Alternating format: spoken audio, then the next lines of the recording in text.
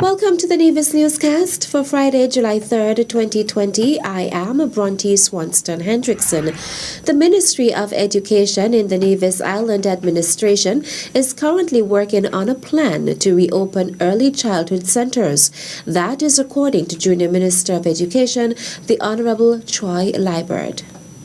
For those parents out there with the younger children who are of the preschool age and of the daycare age, the ministry is currently working on a framework to have the reopening of some of these facilities, because we understand that these children are dependents, and if you don't have anywhere to take the children, then the parents have to be home with the children.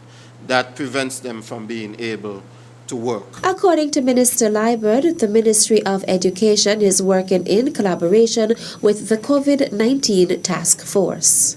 The work is pretty advanced, and that there is a tentative date that is already being looked at. But I would not be at liberty to give that date to them, because I do not want to overpromise and then not be in a position to deliver.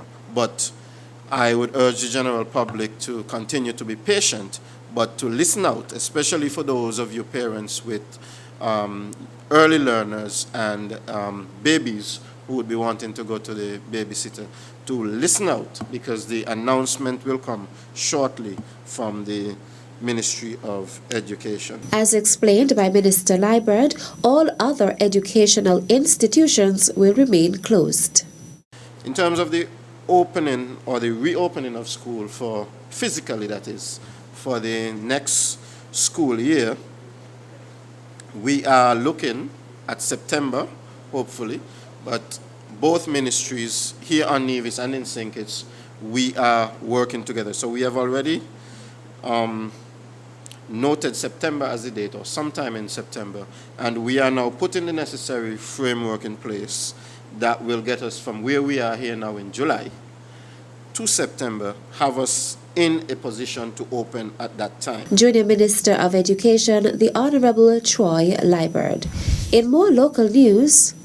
But all in all, what we have sought to do is to come up with what we feel are stringent measures to control the population of stray animals and feathered stock here on the island of Nevis. Minister of Agriculture, the Honorable Alexis Jeffers, was the mover of the Nevis Animals Trespass and Pound Amendment Bill 2020, which was passed unanimously in the Nevis Island Assembly on Thursday, July 2nd. The bill strengthens the parent ordinance, which deals with stray and trespassing animals for their impounding and disposal, and for matters incidental thereto and connected therewith.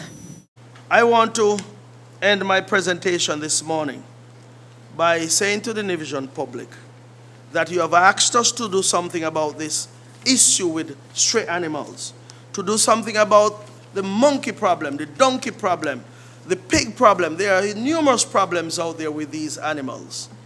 We are seeking the support of the Nevisian public. We are seeking the support of our farmers. According to Minister Jeffers, the amendments are important if the growth of agriculture on Nevis is to continue. We are dealing with the livestock side of it to ensure that our farmers can be comforted.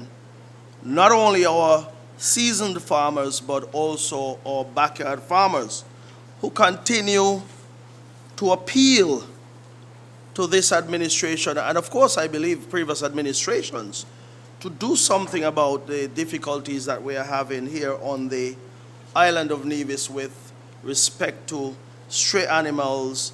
And these stray animals, of course, have been reaping havoc here on the island of Nevis. And of course, this administration will seek today to rectify some of those difficulties. Where any animal cannot be impounded, the ordinance authorizes any person, including a police officer and an animal warden appointed by the Minister of Agriculture, to shoot the stray or diseased animal. Those who will be appointed animal wardens, we want you to be responsible in your actions as well. Anyone who is asked to work on behalf of the department, of Agriculture, we are asking you to be responsible in your approach. It is not a willy-nilly thing out there. We want to ensure that any legal difficulties are minimized through your actions, your responsible actions, and of course, if we were to be responsible, I believe we can enforce this particular ordinance to the benefit of all here in the island of Nevis. The following is a media advisory from the Pan American Health Organization, PAHO, World Health Organization, WHO. PAHO, WHO, and the Caribbean Development Bank, in association with Caribbean Broadcasting Union, invite journalists and communicators to participate in the second in a series of 4 training sessions on how to ensure informative, responsible, safe, and evidence-based coverage of the COVID-19 pandemic with a focus on mental health related topics. The session will run from 10 a.m. to noon on Thursday, July 9th. It will explore the role of journalists and communicators in addressing stigma and discrimination related to COVID-19 and mental health.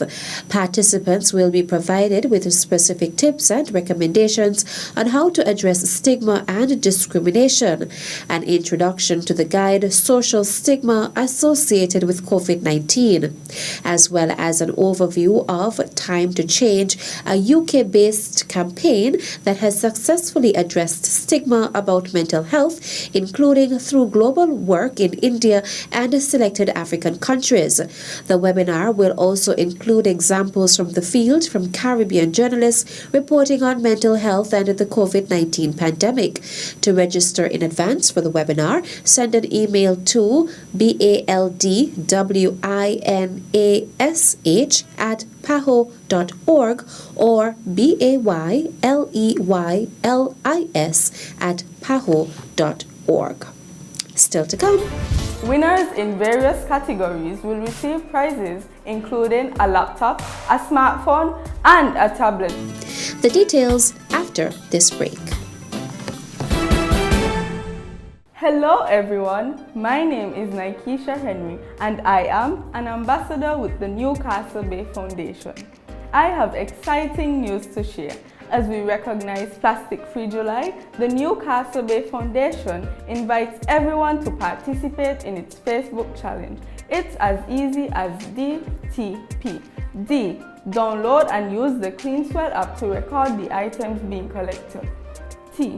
Take photos or videos which show how you avoid using single-use plastics and how you clean up single-use plastics from the environment. P. Post pictures on the Newcastle Bay Foundation Facebook page between July 1st and July 15th. Winners in various categories will receive prizes including a laptop, a smartphone, and a tablet. Remember, in order to qualify, use the CleanSwell app. DTP. Need more information? Visit our Facebook page at Newcastle Bay Foundation or call us at 660-1154 for the terms and conditions.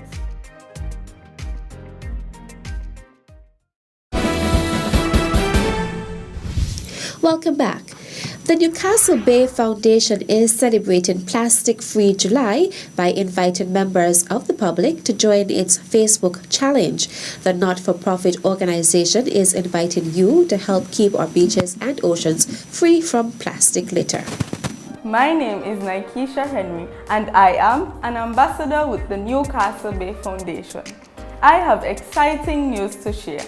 As we recognize Plastic Free July, the Newcastle Bay Foundation invites everyone to participate in its Facebook challenge. It's as easy as DTP.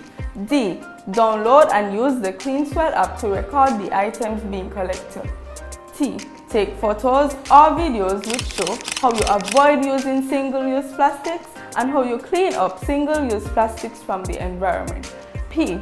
Post pictures on the Newcastle Bay Foundation Facebook page between July 1st and July 15th. Participants must submit entries for both the cleanup and avoiding the use of single-use plastics. Watch the video on the Newcastle Bay Foundation Facebook page for instructions on how to use the Clean Swell app to record the items being cleaned up. Entries will be judged based on the number of loves or likes received. The winners will be announced on July 30th during a Newcastle Bay Foundation Facebook Watch Party.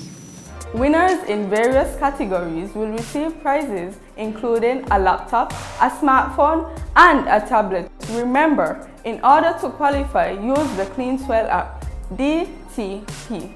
Need more information? Visit our Facebook page at Newcastle Bay Foundation or call us at 660-1154 for the terms and conditions. Prizes will be awarded to the first, second, and third place winners. A Fisher's Prize will also be awarded, as well as participation prizes for all who take part in the Facebook challenge. The following is an advisory from the Public Works Department in the Nevis Island Administration regarding a road diversion in Charlestown on Saturday. The Public Works Department will be replacing the drain system at the intersection of the Island Main Road and Craddock Road in Charlestown on Saturday, July 4th, 2020, commencing at 8 a.m. Traffic traveling into Charlestown from the northern side of the island will therefore be diverted through Low Street. All motorists and other road users are asked to be guided accordingly. The Public Works Department apologizes for any inconvenience caused and extends its appreciation for the public's continued support. That's it for this edition of the Nevis Newscast. On behalf of all of us here at the Department of Information, I am Bronte Swanston Hendrickson. Thank you for viewing.